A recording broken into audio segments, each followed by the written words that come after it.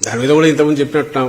ఆమె ఒక్కసారి ఆమె సంజాయిషి ఇవ్వాల్సిన పాయింట్లు చాలా ఉన్నాయి. షర్మిల గారు ఆ తెలంగాణ నుంచి హఠాత్తుగా ఎందుకు మాయమయ్యారు, తెలంగాణకే జీవితం అంకితం వాళ్ళు ఎందుకు మాయమయ్యి అక్కడి నుంచి ఇక్కడ ప్రత్యక్షమయ్యారు, వచ్చి మళ్లీ ఇక్కడ ఎత్తిపోయిన కాంగ్రెస్ పార్టీలో ఎవరు మీకు బాధ్యత అప్పచెప్పారు, అదే కాంగ్రెస్ ఈ విపరీతంగా ఏకిపారేసి ఆ రోజు తిట్టిన ఈవెన్ తన పార్టీ పెట్టినా కూడా తెలంగాణలో జరిగింది.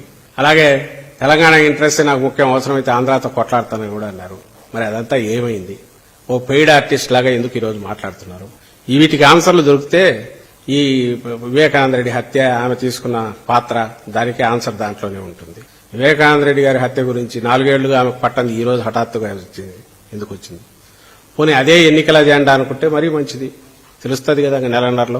నెలన్నరలో ప్రజలు ఏమనుకుంటున్నారు, ప్రజా కోర్టులోనే తేల్చుకోవాలనుకుంటున్నామని అన్నట్టున్నారు. ఈ రోజు ప్రజా కోర్టులో మరీ మంచిది.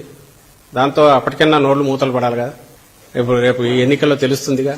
ఎన్నికలకున్న పవిత్రత కానీ ఎన్నికలకు అజెండా ఏముండాలని కూడా ఇగ్నోర్ చేసి వ్యక్తిగతంగా కూడా దానికి ఏమీ ఓ ప్రాతిపదిక లేకుండా అసంబద్ధమైనవి ఏదైతే ఆ ఆరోపణలకు రిప్లైలు ఇచ్చుకుంటూ పోతే అది ఎక్కడికి పోతుందో కూడా తెలియదు. అన్ఎండింగ్ ఇది ప్రాసెస్.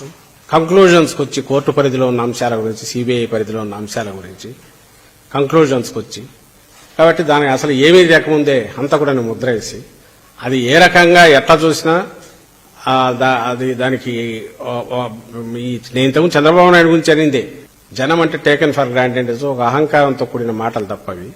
దాంట్లో ఎలాంటి సహేతుకత కానీ లేదా ఇప్పుడు ఏ సందర్భం అయితే ఎన్నికలు ఉన్నాయో వాటికి తగిన రకమైన ప్రాతిపదిక కానీ పార్టీ వైపు నుంచి ఉండాల్సింది లేదు. వేరే అజెండా వచ్చి వ్యక్తిగతమైన అజెండా, అది కూడా ఆమె అజెండా అని కనిపించట్లా. చంద్రబాబు అజెండా ఏదో అది ఆమె ఎగ్జిక్యూట్ చేస్తుంది. అందుకే పెయిడ్ ఆర్టిస్ట్ అని అనాల్సి వస్తుంది. ఇలాంటి జగన్మోహన్ రెడ్డి గారికి ఒక సలహాదారుడు ఉన్నారు, సజ్జల రామకృష్ణారెడ్డి. పొద్దున నా టీం చూపించింది ఒక చిన్న వీడియో క్లిప్. దాంట్లో నన్ను పేడ్ ఆర్టిస్ట్ అన్నాడు సజ్జల రామకృష్ణ గారు. నేను పేడ్ ఆర్టిస్ట్ అంట. రాజశేఖర రెడ్డి బిడ్డను పట్టుకొని పేడ్ ఆర్టిస్టు అని సజ్జల గారు అంటున్నారంటే ఇది ఇంగితం ముందే మాట్లాడుతున్నారా, లేకపోతే అధికార మతం ఏమైనా తలకెక్కిందా? ఏం మాట్లాడుతున్నారు? ఎవరి గురించి మాట్లాడుతున్నారు? ఎందుకు మాట్లాడుతున్నారు? మేమా పేడ్ ఆర్టిస్టు?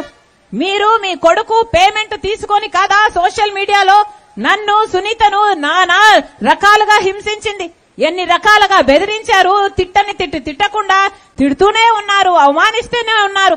ఆఖరికి నేను అసలు వైఎస్ షర్మిల రెడ్డినే కాదంట, రాజశేఖర రెడ్డి గారికి పుట్టనే లేదట, ఆఖరికి విజయమ్మను కూడా అవమానించిన వాడు ఈ సజ్జల.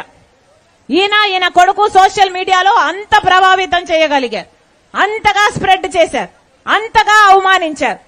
అలాంటిది ఈరోజు సజ్జల గారు ఇంత ఘోరంగా మాట్లాడుతుంటే ఈయన జగన్మోహన్ రెడ్డి గారికి సలహాదారుడుగా ఉన్నారంటే ఇది జగన్మోహన్ రెడ్డి గారు చేసిన కర్మ కాకపోతే ఇక ఏమిటి అని అడుగుతున్నా.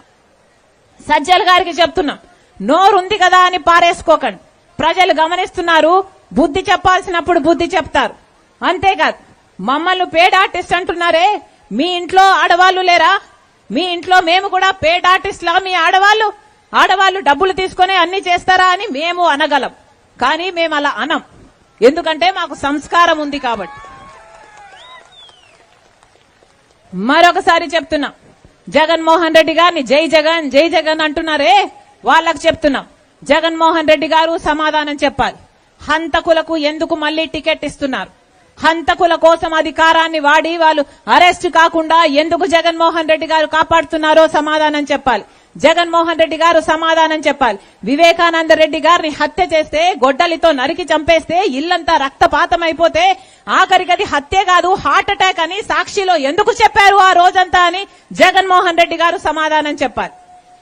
వివేకానంద రెడ్డి గారు చనిపోయినప్పుడేమో సిబిఐ ఎంక్వైరీ కావాలి అన్నారు. తీరా అధికారంలోకి వచ్చాక జగన్మోహన్ రెడ్డి గారు ముఖ్యమంత్రి అయ్యాక సిబిఐ ఎంక్వైరీ వద్దు అన్నారు జగన్మోహన్ రెడ్డి గారు. ఎందుకని అని అడుగుతున్నాం. ఒకప్పుడు సిబిఐ ఎంక్వైరీ కావాలన్న వారు మీరే వద్దంటున్నారు అంటే మీకు ఏ నిజం దాయడానికి మీరు చూస్తున్నారు అని అడుగుతున్నాం. మీకు ఏ నిజము దాయాల్సిన అవసరం లేకపోతే, మీరు దోషులు కాకపోతే సిబిఐ ఎంక్వైరీ చేసుకుంటే ఇక ఏ ఇతర సంస్థ ఎంక్వైరీ చేసుకున్నా మీకు ఏం అభ్యంతరం ఉండాలి? ఎందుకు ఆపుతున్నారు అని అడుగుతున్నాం. జగన్మోహన్ రెడ్డి గారు సమాధానం చెప్పాలి. ఈ రోజుటి వరకు హంతకులు యథేచ్ఛగా బయట తిరుగుతున్నారు. ఇంత దుర్మార్గంగా 5 సంవత్సరాలను వాళ్ళు కాపాడడం కాకుండా ఈ రోజు మళ్ళీ వాళ్ళకే హంతకుడు అని సిబిఐ నిందితుడిగా చేర్చిన వాళ్ళకే మీరు టికెట్ ఇచ్చారు అంటే అది అహంకారం, మదం కాకపోతే ఇక ఏమిటి అని జగన్మోహన్ రెడ్డి గారు సమాధానం చెప్పాలి.